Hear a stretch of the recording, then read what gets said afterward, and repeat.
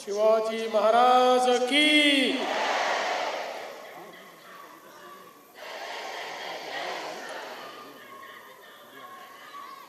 विजय असो।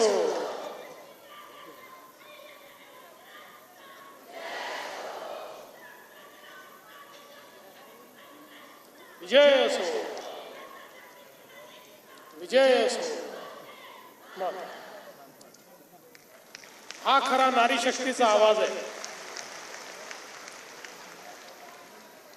हिंदवी स्वराज्याचे सरसंस्थापक छत्रपती शिवरायांना मानाचा मुजरा करतो। भारतीय राज्यघटनेचे शिल्पकार भारतरत्न डॉक्टर बाबासाहेब आंबेडकर यांना मानवंदना अर्पित करतो। आई जिजाऊ माँसाहेब, ताराराणी साहेब, त्याचप्रमाणे पुण्यश्लोक अहिल्यादेवी होळकर, क्रांतिज्योती सावित्रीबाई फुले ज्यांनी खऱ्या अर्थानं आमच्या नारी शक्तीला दिशा दिली आणि नारी शक्तीची ताकद ही संपूर्ण भारताला दाखवून दिली। अशा सर्व आमच्या ज्या सर्व प्रतीक आहेत त्यांना मी नमन करतो आणि आजच्या या अतिशय भव्य अशा मोर्चामध्ये आणि त्यानंतर होणाऱ्या या सभेमध्ये मंचावर उपस्थित आपले अध्यक्ष रवींद्र चव्हाणजी, आमच्या सहकारी पंकजाताई मुंडे, माधुरीताई मिसाळ, अमित साटमजी, मेघनाताई बोर्डीकर, चित्राताई वाघ, रितू तावडे, श्वेताताई महाले, मनीषाताई चौधरी, उमाताई खापरे, स्नेहाताई दुबे, श्रीजया चव्हाण, माधवीताई नाईक, योजना ठोकळे, प्रियाताई शिंदे, अर्चनाताई पाटील, शलाकाताई साळवी, मंजुषाताई नागपुरे, श्वेता परुळेकर, रूपाराणी निकम, राजश्री शिरवडकर, शर्मिला बाबर, प्रमिला पाटील, समोर बसलेले आमचे सर्व मंत्रिमंडळातले सहकारी, सर्व आमदार, सर्व पदाधिकारी आणि उपस्थित सर्व मातृशक्ती, माता भगिनी आणि बंधूंनो, पहिले तर मी आपल्या सर्वांचं मनापासून अभिनंदन करतो की आज जो मोर्चा आपण काढलेला आहे निश्चितपणे त्या मोर्चामुळे ज्या ज्या लोकांनी नारी शक्ती वंदन विधेयकाला विरोध केला त्यांची झोप उडल्याशिवाय राहणार नाही। नारी शक्तीचा हुंकार तुम्ही दाखवला। हजारोच्या संख्येनं ज्यावेळी रस्त्यावर तुम्ही चालत होतात त्यावेळी तो इशारा होता त्या सगळ्या विरोधकांना ज्यांनी महिला अधिकाराची भ्रूण हत्या केली, ज्यांनी महिला अधिकार पायदळी तुडवले, ज्यांनी महिलांना मिळणारे अधिकार संपले म्हणून त्या ठिकाणी ढोल ताशे वाजवले, अशा सगळ्या लोकांना एक इशारा आज देण्याचं काम तुम्ही केलं। आणि आज हा मोर्चा संपत नाहीये, आज सुरुवात झालेली आहे या निर्धाराची सुरुवात की जोपर्यंत या देशाच्या संसदेमध्ये आणि राज्यांच्या विधानसभेमध्ये आमच्या मातृशक्तीला स्थान मिळणार नाही तोपर्यंत आम्ही लढत राहणार, आम्ही तुम्हाला सोडणार नाही, हे स्थान मिळवण्याशिवाय थांबणार नाही। खरं तर भगिनींनो, बंधूंनो, आपल्या सगळ्यांना कल्पना आहे 1996 पासून प्रयत्न सुरू होता महिलांना आरक्षण देण्याचा। त्याच्या आधीपासून मागणी होती, काँग्रेसने कधी या मागणीचा विचार केला नाही। काँग्रेसने कधीही या संदर्भातलं विधेयक देखील आणलं नाही आणि 96 ला ते होऊ शकलं नाही। अटलजींनी 3 वेळा विधेयक आणलं पण अटलजींजवळ बहुमत नव्हतं, अटलजी ते पारित करू शकले नाहीत। मनमोहन सिंगांच्या काळामध्ये त्यांच्याकडे पूर्ण बहुमत असताना, 2/3 मेजॉरिटी असताना त्या ठिकाणी मनमोहन सिंगांच्या काँग्रेसच्या सरकारने हे विधेयक आणलं नाही. राज्यसभेने मंजूर केल्यावरही लोकसभेमध्ये हे विधेयक येऊ दिलं नाही. कारण पहिलेपासून काँग्रेसची नीती महिलांना विरोध करण्याची होती, महिला आरक्षणाला विरोध करण्याची होती. खऱ्या अर्थानं माननीय मोदीजींना 2019 साली ज्यावेळी 2/3 बहुमत हे आपण दिलं, या भारताला दिलं, पहिला मौका मिळाल्याबरोबर माननीय मोदीजींनी संविधान संशोधन केलं आणि पहिल्यांदा भारताच्या संविधानामध्ये महिलांना 33% आरक्षण देण्याचा निर्णय हा माननीय मोदीजींनी घेतला. आता काही बोलखेवढे लोक 2023 चा माझा ट्विट दाखवतात आणि म्हणतात 2023 मध्ये जर महिला आरक्षण मिळालं होतं तर मग आता पुन्हा बिल आणण्याची आवश्यकता काय होती. झोपलेला जागा करता येतं, पण झोपेचं सोंग घेऊन जे बसले आहेत त्यांना जागा करता येत नाही. हे झोपेचं सोंग घेऊन बसलेले जे काही लांडगे आहेत, ज्यांना या ठिकाणी महिलांचं आरक्षण नको आहे, त्यांना माहिती आहे अरे 2023 साली महिला आरक्षणाचं विधेयक आलं, त्यावेळी त्यांना हे माहिती होतं की एनडीए कडे 2/3 मेजॉरिटी आहे, आपण मत दिलं नाही तरीही बिल पास होणार. मुकाट्याने सर्वांनी त्याला समर्थन दिलं आणि ते बिल पास झालं आणि संविधान संशोधन होऊन महिलांना आरक्षण देण्याचा मार्ग मोकळा झाला. आता जेव्हा पुन्हा बिल आलं त्यावेळी हे लोक म्हणतात डिलिमिटेशन कशा करता, या ठिकाणी 2011चं सेन्सस कशा करता. 2023 ला ज्यावेळी हे विधेयक पारित करण्यात आलं होतं त्या विधेयकातच म्हटलं होतं की सेन्सस करायचं, मग डिलिमिटेशन करायचं आणि त्यानंतर हे विधेयक लागू करायचं. त्यामुळे हे सगळे दीडशाळे बसले होते, त्यावेळी या दीडशाळ्यांनी त्याला समर्थन दिलं, त्यामुळे हे अमेंडमेंट या दीडशाळ्यांनी मान्य केलं. आणि आता म्हणतात डिलिमिटेशन कशा करता. बंधू भगिनींनो, मोदीजींनी हा निर्णय केला, निर्धार केला की संविधान संशोधन तर झालाय, पण जर या ठिकाणी डिलिमिटेशन लवकर केलं नाही तर संविधान संशोधन लागू होऊ शकत नाही. 2029 च्या निवडणुकीमध्ये महिलांना रिझर्वेशन मिळू शकत नाही आणि म्हणून मोदीजींनी पुन्हा जो काही कायदा आणलेला आहे त्या कायद्याच्या माध्यमातून 33% आरक्षण 2029 च्या निवडणुकीमध्ये लागू करण्याकरता तरतूद करण्यात आली आणि त्याच्यासोबत 2 तरतुदी केल्या. कारण नवीन सेन्ससला वेळ लागणार आहे हे लक्षात आल्यानंतर 2027 मध्ये सेन्सस होईल, 28 मध्ये आकडे येतील, मग 29 मध्ये जर डिलिमिटेशन सुरू केलं तर 34 मध्ये देखील लागू होईल की नाही माहिती नाही. आणि म्हणून मोदीजींनी संविधान संशोधन आणलं की नवीन सेन्ससची आवश्यकता नाही, लगतच जे शेवटचं सेन्सस असेल, जी जनगणना असेल त्याचे आकडे विचारात घेता येतील. दुसरं, सेन्ससचा प्रश्न मोदीजींनी सोडवला. प्रश्न डिलिमिटेशनचा होता. साऊथचे राज्य म्हणत होते आम्ही त्या ठिकाणी लोकसंख्या वाढीला रोकथाम केली, त्यामुळे जर डिलिमिटेशन झालं तर आमच्या जागा कमी होतील आणि उत्तरेच्या जागा वाढतील. त्याच्यावरही मोदीजींनी असा तोडगा काढला की कोणाचंही नुकसान होणार नाही. सगळ्या राज्यामध्ये 50% जागा वाढवण्याचा निर्णय हा डिलिमिटेशन केला.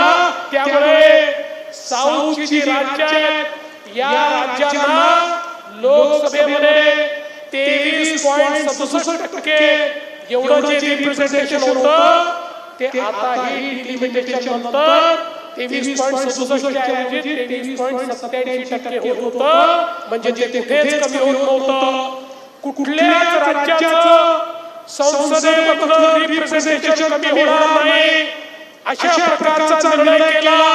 आणि जे डिलिमिटेशन होईल वाढलेल्या जागांचं ते त्या राज्यातल्या लोकसंख्येच्या अनुसार हे डिलिमिटेशन होईल असं सांगितलं. याचा सगळ्यात मोठा परिणाम काय? महाराष्ट्रासारखं राज्य या राज्यामध्ये आपल्याला लक्षात असेल यापूर्वी जे डिलिमिटेशन झालं त्याच्यामध्ये ग्रामीणच्या जागा कमी झाल्या आणि शहराच्या जागा वाढल्या. पण मोदीजींनी आणलेल्या फॉर्म्युल्यामुळे ग्रामीणच्या जागा कमी न होता त्याही वाढतायत आणि जे शहरांना रिप्रेझेंटेशन मिळतंय ते देखील या ठिकाणी मिळतंय. आणि म्हणून या देशाच्या हिताचा निर्णय मोदीजींनी घेतला. माझं या लबाडांना विचारलंय, अरे जेव्हा 23 मध्ये तुम्हीच मान्य केलं सेन्सस, 23 मध्ये तुम्हीच मान्य केलं डिलिमिटेशन, मग त्याच्या कायद्याला आज कोणत्या तोंडाने विरोध करता हे आम्हाला या ठिकाणी सांगा. तुम्ही आज विरोध या करताय. 23 मध्ये तुम्हाला माहिती होतं आपण मत दिलं नाही तरी देखील हे पास होणार आहे म्हणून महिलांना दाखवण्याकरता तुम्ही समर्थन दिलं. आणि आज ज्या क्षणी तुमच्या हे लक्षात आलं की आता एनडीए जवळ 2/3 मेजॉरिटी नाही आहे, सिंपल मेजॉरिटी आहे, 68 मतं जास्त आहेत, पण त्याच्याऐवजी अजून 54 मतं याच्यामध्ये पाहिजे. हे लक्षात आल्याबरोबर तुमचा खरा चेहरा बाहेर आला आणि तुम्ही या कायद्याला विरोध करून त्या ठिकाणी हा कायदा पाडला. हा केवळ कायदा पडला नाही, या देशामध्ये गेल्या 200 वर्षांमध्ये महिलांच्या उत्थानाकरता जी चळवळ चालली त्या चळवळीला संपवण्याचं काम या नालायकांनी या ठिकाणी केलं. या ठिकाणी पायदळी तुडवण्याचं काम या नालायकांनी केलं. आणि म्हणून मी या ठिकाणी यांना खुली चुनौती दिली, खुली चुनौती. अरे या ठिकाणी या विषयावर माझ्या स्तराचा कोणी नेता आला तुमच्या नेत्याशी खुली डिबेट करण्याकरता मी तयार आहे. मी तुम्हाला दाखवण्याला तयार आहे तुमचा चेहरा काय है. ते काढायला एक चेहरे पर कई चेहरे लगा लेते हैं लोग. तो चेहरा आता आपल्याला काँग्रेसचा, उबाटाचा, शरद पवार पार्टीचा या ठिकाणी पाहायला मिळाला. बंधुभगिनींनो, खऱ्या अर्थानं लक्षात ठेवा, यंदा असं वाटतंय की आता हे आपल्याला पाडलं की 29 ला आपलं राज्य येईल, मग कधीच आपल्याला महिलांना आरक्षण देण्याची वेळ येणार नाही अशा प्रकारचे मनसुबे घेऊन बसले आहेत. आणि मला सगळ्यात जास्त दुःख होतं त्या महिला खासदारांचं ज्यांनी याला विरोध केला. तुम्ही सुधारणांचा इतिहास बघा. सुधारणांचा इतिहास करताना ज्यावेळी महिला संघर्ष करत होत्या त्याही कालामध्ये काही अशा महिला होत्या ज्या सुधारणांना विरोध करत होत्या. त्याच मांदियाळीतल्या काही महिला या लोकसभेमध्ये आम्हाला पाहायला मिळाल्या ज्यांनी याचा विरोध केला. आणि पुन्हा बोल ठेवण्यापुढे या ठिकाणी शाहू फुले आंबेडकरांचं नाव घेतात. खऱ्या अर्थानं तुम्हाला ते नाव घेण्याचा अधिकार आहे का, हा माझा सवाल आहे. तुम्हाला महिला विधेयक याकरता नको आहे की तुम्हाला हे माहिती आहे या देशातली नारी शक्ती जागृत झाली. या देशाच्या संपूर्ण व्यवस्थेमध्ये नारी शक्तीचा सहभागिता वाढली तर कुठेतरी आपली दुकानदारी बंद होईल. सामान्य माणूस, सामान्य स्त्री ही जर देशाच्या मुख्य धारेमध्ये आली तर तुम्ही हे जे अघोषित रिझर्वेशन आपल्या मुलींकरता करून ठेवलेलं आहे ते रिझर्वेशन संपेल आणि खऱ्या अर्थानं ज्या संघर्ष करतील त्या महिलांना या ठिकाणी रिझर्वेशन मिळेल. ही कल्पना असल्यामुळेच तुम्ही याला विरोध करताय. अरे तुमची मानसिकता ही नेहरूजींच्या काळात देखील आम्ही बघितली, ज्यावेळेस या ठिकाणी भारतरत्न डॉक्टर बाबासाहेब आंबेडकरांनी हिंदू कोड बिलच्या माध्यमातून महिलांना शक्ती देण्याचा प्रयत्न केला होता. त्यावेळी त्याला विरोध करणारे पंडित जवाहरलाल नेहरू होते आणि त्या विरोधामुळे भारतरत्न डॉक्टर बाबासाहेब आंबेडकरांनी त्या ठिकाणी राजीनामा दिला होता. आणि तीच परंपरा राहुल गांधी देखील चालवतात. मी आठवण करून म्हणतो, राहुल गांधींचं ते भाषण, ज्या भाषणामध्ये राहुल गांधी म्हणाले होते, मुझे हिंदू धर्म में जो शक्ति है उस शक्ति के खिलाफ लड़ना है, मुझे उस शक्ति को समाप्त करना है. मला सांगा, हिंदू धर्माची शक्ती म्हणजे कोण? हिंदू धर्मात शक्ती कोणाला म्हटलाय? अरे आदि शक्तीला शक्ती म्हटलाय, नारी शक्तीला शक्ती म्हटलाय. हिंदू धर्मामध्ये शक्ती म्हणजे जी खऱ्या अर्थानं महादेवाला ताकद देते, ती खऱ्या अर्थानं हिंदू धर्मातली शक्ती आहे. त्या शक्तीचा विनाश म्हणजे नारी शक्तीचा विनाश. तुम्ही लक्षात घ्या, यांच्या मेंदूमध्ये या ठिकाणी नारी शक्तीला संपवण्याची ही जी संकल्पना आहे, तीच संकल्पना पुन्हा एकदा आपल्याला या मतदानाच्या माध्यमातून दिसली आहे. आणि म्हणून बहिणींनो आणि भावांनो, मी तुम्हाला एवढीच विनंती करण्याकरता आलोय, या ठिकाणी हे जे काही विधेयक पडलेलं आहे, याने केवळ महिलांचं आरक्षण थांबलं असं नाही, या देशाच्या विकासाची वाटचाल देखील रोखण्याचं काम या ठिकाणी विरोधकांनी केलं. कारण आपण बघा, जगाच्या पाठीवर ज्या देशामध्ये महिलांची सहभागिता आहे, तेच जगाचे विकसित देश आहेत. जगाच्या विकासाच्या पाठीवर ज्या देशांनी महिलांना सहभागी करून घेतलं, त्यांनी विकास केला. आणि म्हणून मोदीजींनी पहिल्या दिवशीपासून बेटी बचाओ बेटी पढाओ पासून सुरुवात केली. लखपती दीदी पर्यंतचा हा संपूर्ण प्रवास मोदीजींनी या ठिकाणी केला.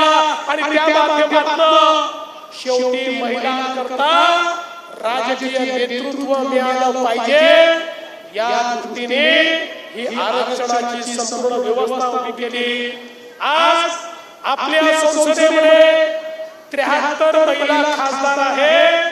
हे बिल पास झालं असतं तर 274 महिला खासदार आपल्या संसदेमध्ये दिसल्या असत्या.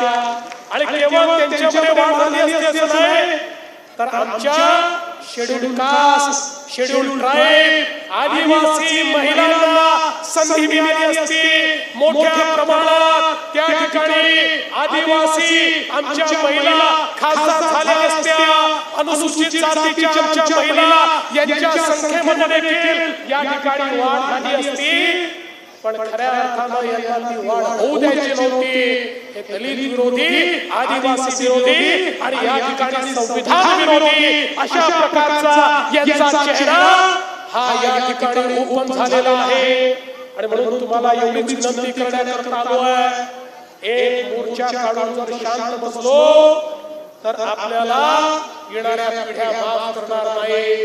एक मोर्चा काढून शांत बसलो तर महिलांना न्याय मिळणार नाही. आणि जर या दीडशे लोकांना या ठिकाणी लक्षात आलं की महिलांना आपण दाबू शकतो, एक खेळी त्यांनी यशस्वी केली आहे, पण या खेळीनंतर जर आपण आग लावली नाही तर हे प्रत्येक वेळी महिलांना अशाच प्रकारे दाबत राहतील. हे कधीच महिलांचा विकास होऊ देणार नाही. आणि म्हणून प्रत्येक महिलेच्या मनामध्ये आग जागृत करण्याकरता मैदानामध्ये उतरण्याची हीच ती वेळ आहे, हीच ती वेळ आहे. आणि म्हणून तुम्हाला विनंती करतो, आज सुरुवात झालेली आहे. सुरुवात ही दमदार आहे, पण याच्या पुढे मोठ्या प्रमाणात जागृती करावी लागेल. प्रत्येक महिलेपर्यंत पोहोचावं लागेल.